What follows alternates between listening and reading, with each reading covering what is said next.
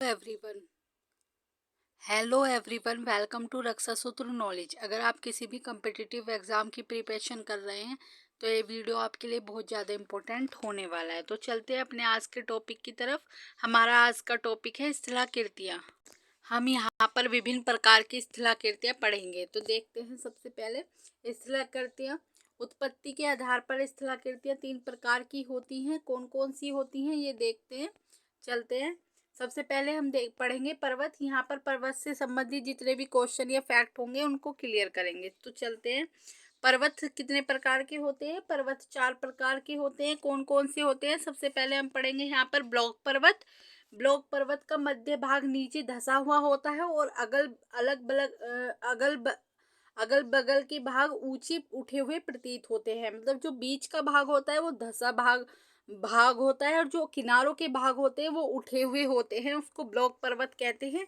इस पिक्चर में आपको अच्छे से समझ आ जाएगा। ये है किनारों के भाग उठे हुए, इनको ब्लॉक माउंटेन कहते हैं। और जो बीच का भाग होता है ये धंसा हुआ भाग होता है, इसे रिफ्ट वैली भी कहते हैं। मोस्ट इम्पोर्टेंट है। नेक्स्ट देखते हैं।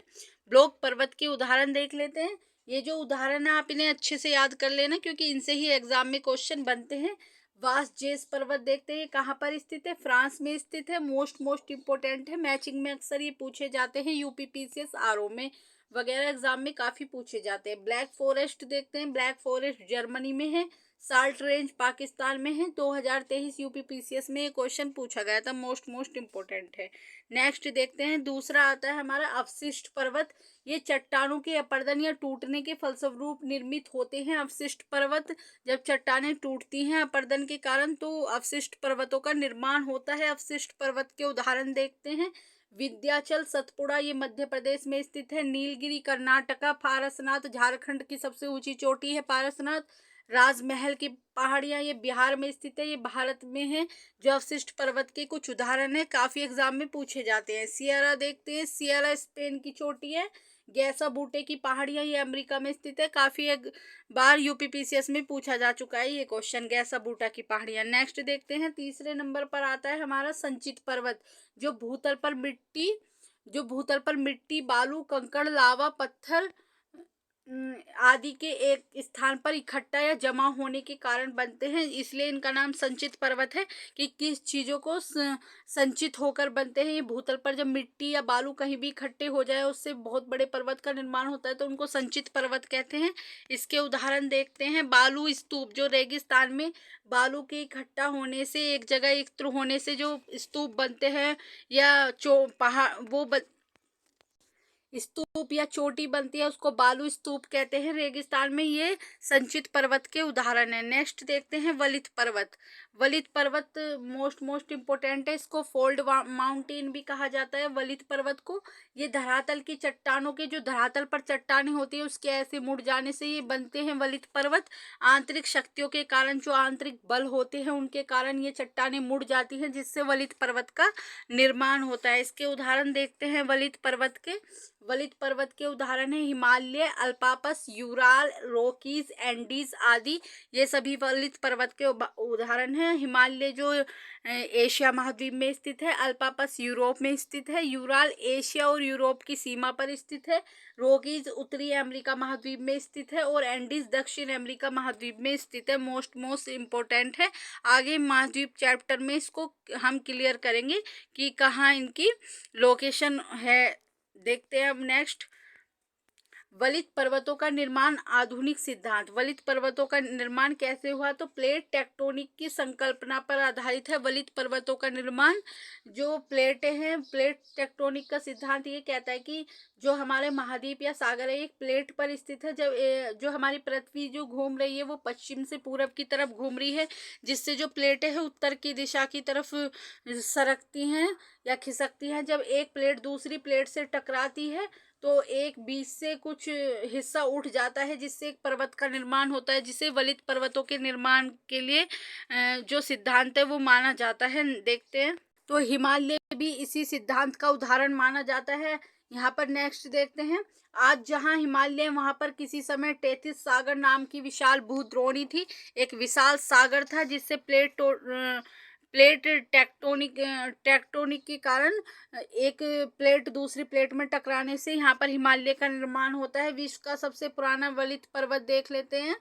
विश्व का सबसे पुराना वलित पर्वत अरावली है।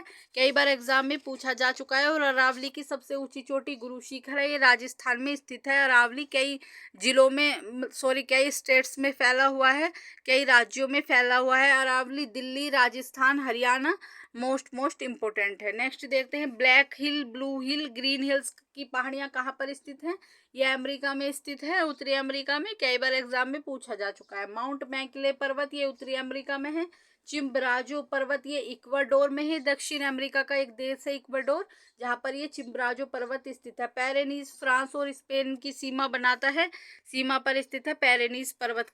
कई बार एग्जाम में पूछा जा चुका है। अब हम यहाँ पर पठार देखेंगे, मोस्ट इम्पोर्टेंट। पठार को इंग्लिश में प्लेटू कहते हैं। अपने आसपास के स्थल से ऊंचा उठा होता है, शीर्ष भाग चौड़ा और सपाट होता है पठार का।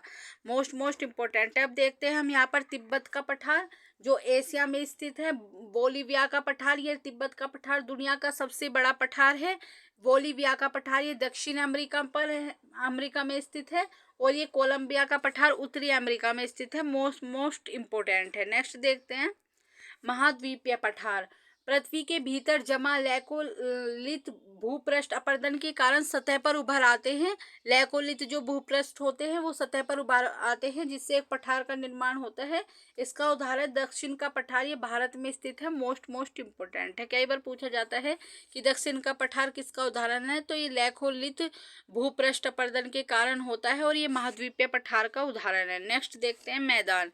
अब हम यहाँ पर मैदान देखेंगे।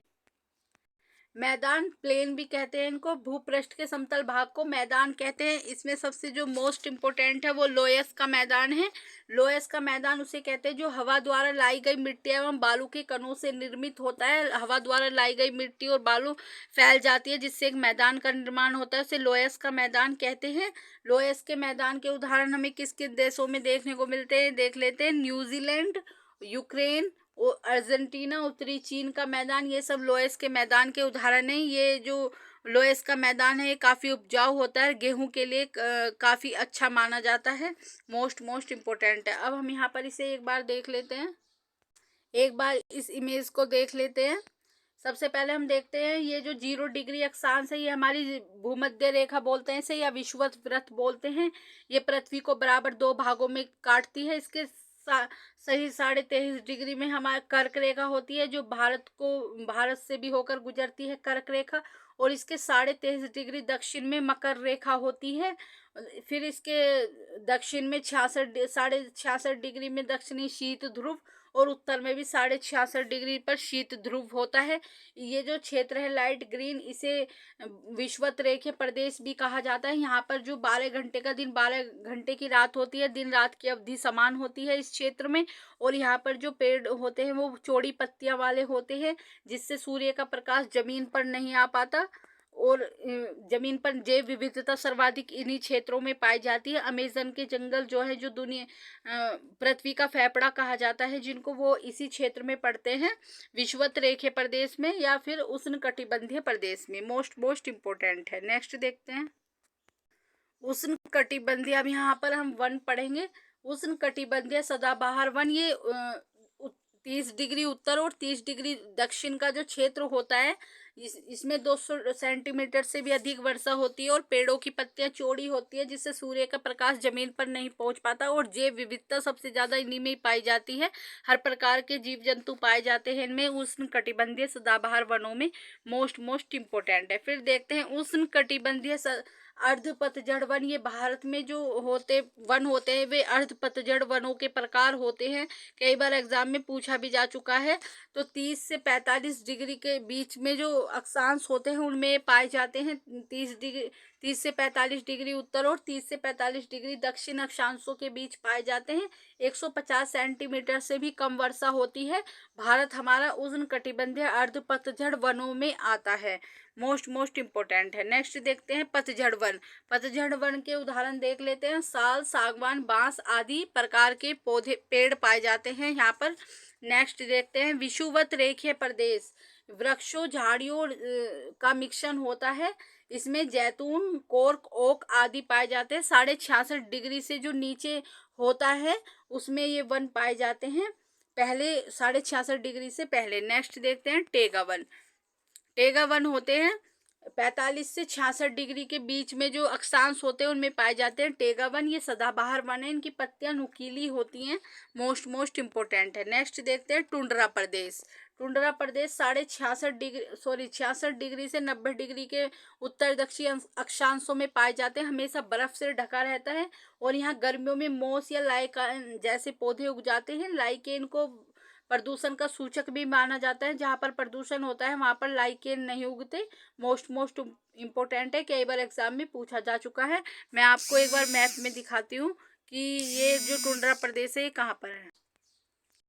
ये यहाँ पर हमारा टुंड्रा प्रदेश पड़ता है, पर यहाँ पर शीत कटिबंध होता है, यहाँ पर हमेशा बर्फ जमी होती है और लाइकेन मोस जैसे पौधे कभी उग जाते हैं गर्मियों में। मोस्ट इम्पोर्टेंट है। अब यहाँ पर हम घास के मैदान पढ़ेंगे। ये अलग अलग देशों में अलग अलग नाम से जाना जाता है घास के मैदानों को। देखते हैं, एग्जाम में काफी पूछे जाते हैं, मोस्ट इम्पोर्टेंट है। उष्ण कटिबंधीय घास के मैदान, ये उष्ण क्षेत्रों में उगते हैं घास के मैदान। सवाना अफ्रीका का घास का मैदान है, मोस्ट इम्पोर्टेंट है, एग्जाम में पूछा जाता है। इन्हें आप 2-3 बार पढ़ोगे तो अच्छे से आपको याद हो जाएंगे। देखते हैं, कंबोज ब्राजील का है, Campos Brazil, Llanos Venezuela, Colombia, Patana Sri Lanka, Canterbury New Zealand. Most important है, सवाना अफ्रीका। नेक्स्ट देखते हैं, शीतोष्ण घास के मैदान। ये शीत कटिबंध में उगने वाले घास के मैदान हैं, जैसे प्यारी उत्तरी अमेरिका और कनाडा में उगते हैं। पंपास अर्जेंटीना, वेल्ड दक्षिण Africa, towns Australia. Most important है, कई बार एग्जाम में पूछे जा चुके हैं। स्टेपी एशिया, यूक्रेन, रूस, चीन का मंचूरिया प्रदेश में पाई जाती है स्टेपी घास के मैदान। ये सभी मैदान मोस्ट इम्पोर्टेंट है, और किसी न किसी आप किसी भी पेपर को उठा के देख लीजिए, इनसे क्वेश्चन लगता ही है 100%। अगर आपको क्वेश्चन का लेवल अच्छा लगा हो तो चैनल को सब्सक्राइब, वीडियो को लाइक एंड शेयर करें। दोस्तों, आपको संविधान और वर्ल्ड जियोग्राफी में कुछ भी पढ़ने की आवश्यकता नहीं है, सिर्फ आप हमारी संविधान जीके की प्लेलिस्ट है उसे देख लीजिए संविधान में, और यहाँ पर इस प्लेलिस्ट को देखिए, इन वीडियो को देखिए, इनसे ही आपके एग्जाम में किसी भी एग्जाम में क्वेश्चन लग जाएंगे। मोस्ट इम्पोर्टेंट है। Thank you so much.